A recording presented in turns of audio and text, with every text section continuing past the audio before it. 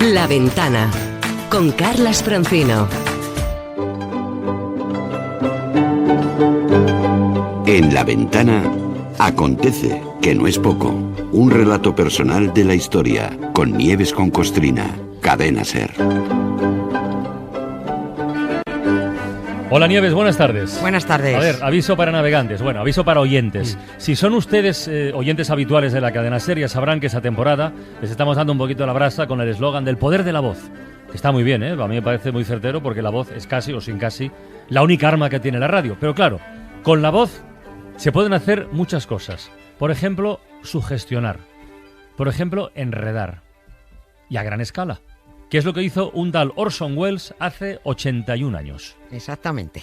Y además hace unos pocos menos que nosotros hemos hablado de ello. Pero bueno, el episodio fue tan importante y dio un empujón tan espectacular a la carrera de un hombre y demostró tan claramente el poderío de un medio, bueno, que es que merece la pena que lo recordemos por si alguien se lo ha olvidado, ¿no? El hombre era Orson Welles y el medio era la radio.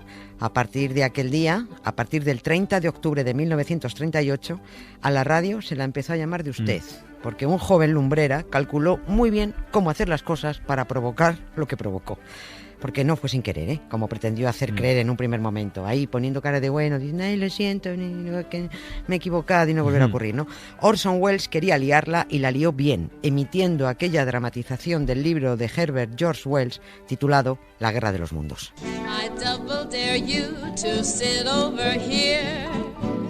I double dare you to lend me your ear. Take off your high hat and let's get friendly. Hombre, Orson Welles ya sabía que tenía el escenario perfecto y con todo el mundo predispuesto a pasar miedo. Por eso eligió la víspera de la noche de Halloween para esa emisión, ¿no? No es casual. Estaba todo calculadísimo. Podría haber elegido para emitir aquel domingo 30 de octubre la dramatización del Conde de Montecristo, pero no. Eligió una obra que diera miedo, precisamente para el momento en el que los yanquis estaban preparando su noche de brujas, de fantasma, de disfraces, ¿no? Y la clave de que todo estuvo perfectamente premeditado fue cómo despidió Orson Welles aquella emisión. Con una parrafada de un minuto con la que intentó justificarse ante la audiencia y de la que vamos a traducir por ahí unas cuantas frases, ¿no? Creo que merece la pena escuchar a ese jovenzuelo Welles de 23 años despidiendo la emisión del programa sobre la Guerra de los Mundos. This is Orson Welles, ladies and gentlemen. Out of character, to assure you that the War of the Worlds has no further significance than as the holiday offering it was intended to be. The Mercury Theatre's own radio version of dressing up in a sheet and jumping out of a bush and saying boo. Traduzco, es Orson Welles, señoras y señores, fuera de personaje para asegurarles que la Guerra de los Mundos no es otra cosa que una diversión. Es la versión radiofónica del Teatro Mercurio.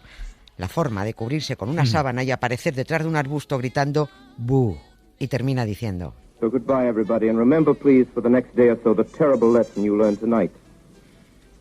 That grinning, glowing, globular invader of your living room is an inhabitant of the pumpkin patch, and if your doorbell rings and nobody's there, that was no Martian, it's Halloween. Ahora traduzco yo. Adiós a todos y recuerden, por favor, la terrible lección que aprendieron esta noche. Ese sonriente, brillante invasor de su sala de estar es un habitante del huerto de calabazas. Y si suena el timbre de su puerta y no hay nadie allí, no era un marciano, es Halloween. Halloween, sí. Bueno, has dicho, por cierto, que con esta despedida Orson Welles intentaba poco menos que justificarse, ¿no? Ante la audiencia, sí, por si se habían asustado, pero lo cierto es que en realidad a esa hora ya casi nadie le estaba escuchando, ¿no? Estaban pasando. Claro. Esa fue su maravillosa táctica radiofónica, ¿no?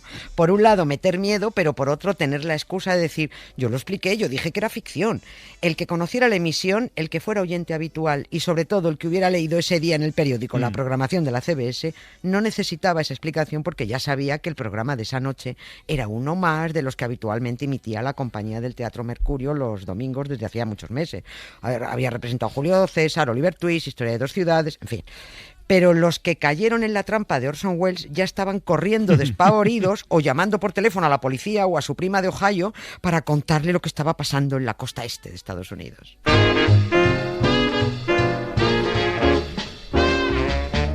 Night and day, you are the one, only you beneath the moon, under the sun. Bueno, la historia de la Guerra de los Mundos y todo lo que provocó aquella misión lo conocemos, ¿no? Más o menos, pero lo que no se sabe tanto es sobre los trucos radiofónicos que utilizó Orson Welles para engañar a los oyentes, para que colara la bola. Sí. Jugó con el zapping, que sospechó que iba a hacer la audiencia, ¿no? Orson Welles creía saber en qué momento los oyentes iban a mover el dial y se iban a encontrar con algo que los iba a dejar pegados a la radio, ¿no? Desconcertados porque no sabrían qué estaba pasando exactamente. Ocurrió lo siguiente. Orson Welles trabajaba en la CBS y a la misma hora de su programa en la competencia, en la NBC, triunfaba el show de un ventrílocuo y su muñeco Charlie McCarthy se llamaba, ¿no? Había muchas actuaciones en directo y muchos famosos. No había quien compitiera salvo con imaginación. Orson Welles la tenía. Sabía que a los 10 minutos de empezar el programa de la competencia, el show metía unos minutos musicales y sabía también que algunos oyentes movían el dial, bueno, pues para irse a otras emisoras. Como ahora, pues lo mismo cuando te mueves a una cadena, ¿no? Que hay publicidad. Welles lo que hizo fue colocar justo en ese momento de movimiento de oyentes una especie de retransmisión un poco confusa, con un tipo hablando de explosiones en la superficie de Marte, caos en las calles, naves extraterrestres. Eso es hilar muy fino, ¿eh? Porque ahí consigue que los oyentes que ha captado, aunque no fueran muchos, pero esos ya no se mueven de ahí. Claro, no serían muchos, pero los suficientes para empezar a congojarse y tirarse al teléfono, a correr la voz o a llamar a saber qué estaba pasando, ¿no? Los recién llegados se habían perdido la explicación del principio en la que se dijo que eso era la adaptación de la Guerra de los Mundos de H.G. Wells y solo se encuentran con un supuesto reportero informando muy nervioso de una especie de ataque marciano.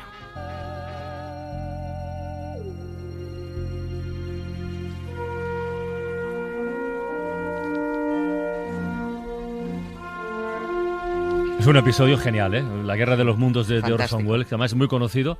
Pero, atención, ¿sabían ustedes que también hay una versión española de esta Guerra de los Mundos?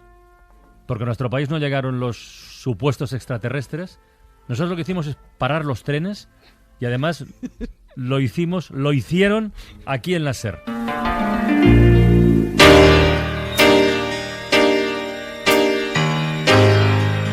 Si amanece, nos vamos. De esto también se tienen que acordar, porque cada noche durante un montón de años Roberto Sánchez empezaba Si amanece nos vamos en las madrugadas de esta casa de la cadena SER. Y el 29 de junio de 1995 resulta que ese programa arrancó de una manera poco distinta de la habitual. Estamos navegando en un mundo que estamos creando nosotros, a nuestro gusto y medida. No sé si esto nos podría llevar a confundir realidad con ficción. O incluso a preguntarnos, ¿qué es ficción? ¿Y qué es realidad? No se dejen engañar por las apariencias. Lo que van a escuchar en los próximos minutos es la expresión radiofónica que nos ha parecido más oportuna para intentar responder a alguna de esas preguntas. También para auscultar el corazón de este medio. Nuestro referente, la Guerra de los Mundos, que pusiera en antena de la CBS americana el maestro Orson Welles, en la noche de Halloween de 1939. Vale, después de ese aviso de que lo que venía a continuación era mentira, Roberto empieza el programa como un día normal, con los oyentes planteando preguntas.